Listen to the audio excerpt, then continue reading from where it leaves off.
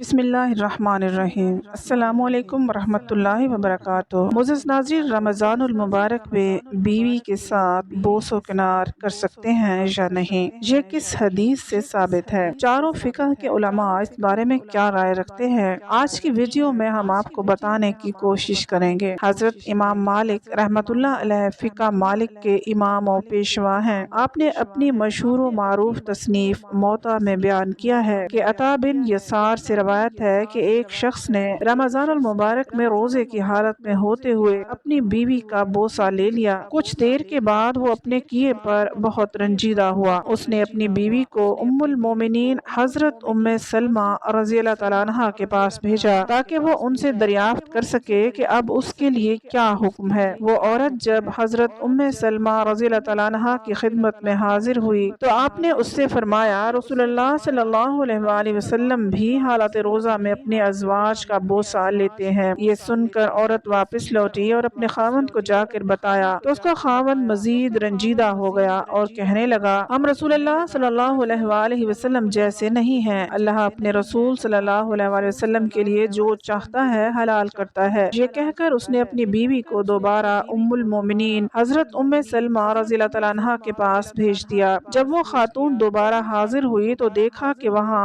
رسول اللہ صلی اللہ علیہ وآلہ وسلم بھی موجود ہیں۔ حضور صلی اللہ علیہ وآلہ وسلم نے دریافت فرمایا، کیا ہوا اس عورت کو؟ حضرت ام سلمہ رضی اللہ تعالیٰ عنہا نے تمام معاملہ گوش گزار کیا تو آپ صلی اللہ علیہ وآلہ وسلم نے فرمایا، کیا تم نے اسے بیان نہیں کیا؟ آپ نے عرض کیا، میں اس کو بیان کر چکی ہوں، لیکن یہ کہتی ہے کہ اس کا شوہر ابھی بھی رنجیدہ ہے۔ وہ کہتا ہے کہ ہم رسول اللہ صلی اللہ علیہ وآلہ وسلم کے جیسے نہیں ہیں، کیونکہ اللہ تعالیٰ ان پر جو چاہتا ہے حلال کرتا ہے۔ یہ سن کر رسول اللہ صلی اللہ علیہ وآلہ وسلم جلال میں آ گئے اور فرمایا، قسم خدا کی تم سب سے زیادہ میں اللہ عز و جل سے ڈرتا ہوں اور تم سب سے زیادہ اس کی حدوں کو پہچاننے والا ہوں۔ یعنی اگر حالت روزہ میں بوسہ کر لینا اللہ تعالیٰ کی حدوں کو پار کرنے کے مترادف ہوتا تو میں کسی صورت ان حدوں کو پار نہ کرتا۔ اسی طرح حضرت امام مالک نے ایک اور روایت بیان کی ہے کہ حضرت ابو ہریرہ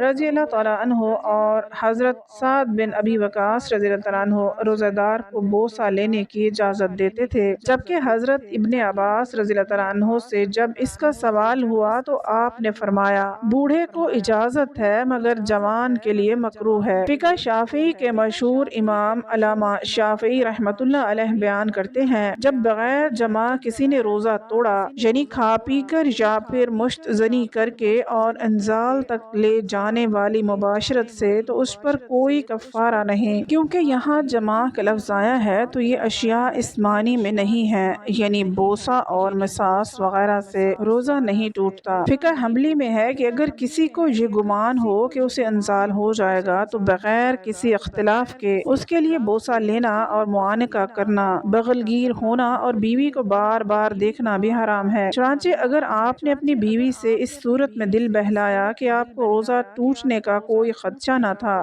یا آپ پر کوئی گناہ نہیں، چاہے روزہ ٹوٹ بھی گیا، لیکن اگر آپ کو یہ گمان تھا کہ ایسا کرنے سے آپ کو انزال ہو جائے گا تو آپ کو بیوی سے دل بہلانے میں گناہ ہوا ہے اور آپ کو اس سے توبہ و استغفار کرنے چاہیے، لیکن روزہ دونوں حالتوں میں فاسد ہو جائے گا کیونکہ آپ کا انزال ہو گیا تھا، چاہے آپ نے روزہ توڑنے کی نیت کی تھی یا نہیں۔ ام المومنین حضرت عائشہ صدیقہ رضی اللہ تعالیٰ عنہا فرماتی ہیں، رسول اللہ صلی اللہ علیہ وآلہ وسلم اپنے روزہ کی حالت میں اپنی ازواج کا بوسہ لیتے تھے اور انہیں اپنے بدن سے لپٹاتے تھے، کیونکہ حضور صلی اللہ علیہ وآلہ وسلم اپنی حاجت پر تم سے زیادہ قابو یافتہ تھے۔ یہاں حاجت سے مراد شہوت ہے، مطلب یہ کہ رسول اللہ صلی اللہ علیہ وآلہ وسلم اور لوگوں کی بنسبت اپنی خواہشات اور شہوت پر بہت زیادہ قابو یافتہ تھے کہ آپ صلی اللہ علیہ وآلہ وسلم باوجود یہ کہ اپنی ازواج مطہرات کا بوسہ لیتے تھے اور ان کو اپنے بدن مبارک سے لپٹاتے تھے مگر صحبت سے بچے رہتے تھے۔